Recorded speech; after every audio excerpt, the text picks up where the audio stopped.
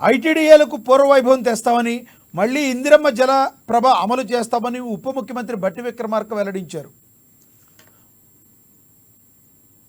అంటే మహిళా సాధికారతకు పెద్దపీట వేస్తామని చెప్పేసి కాంగ్రెస్ పార్టీ మరొక చెప్తా ఉన్నది. అందులో భాగంగానే ఐటీడీఏ వేయడం కాకుండా వడ్డీ లేని డ్వాక్రా మహిళలకు వడ్డీ లేని రుణాలు అందిస్తామని. మొన్నటి వరకు ఈ రుణాలు అనేది అంటే వడ్డీ లేని రుణాలను గత ప్రభుత్వం రద్దు చేసి కొంత వాళ్ళ ఇబ్బంది ఏదైతే వాళ్ళు ఓన్లీ ఐకేపీ కేంద్రాలను ఏర్పాటు చేసుకొని ఏదో ధాన్యం కొనుగోలుకు వాటికి వీటికి సంబంధించి ఏదో పనిచేసేది. అలా కాకుండా వాళ్ళు స్వయం సహాయక బృందాలుగా ఉండాలి.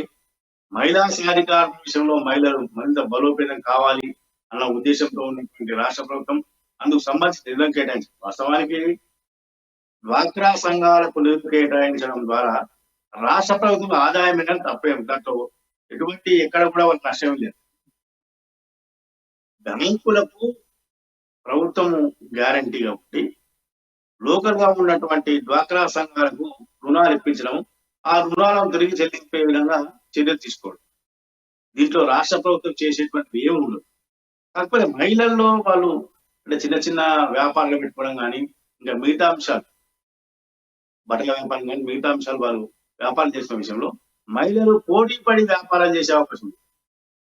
కాబట్టి మహిళా సాధికారత పెరుగుతుంది. ఆ విధంగా వాళ్ళు తీసుకోవాలి. అదేవిధంగా ధాన్యం సేకరణ మిగతా అంశాల విషయంలో కూడా వాళ్ళకు పూర్తి స్థాయిలో అధికారిగా ఉండాలి.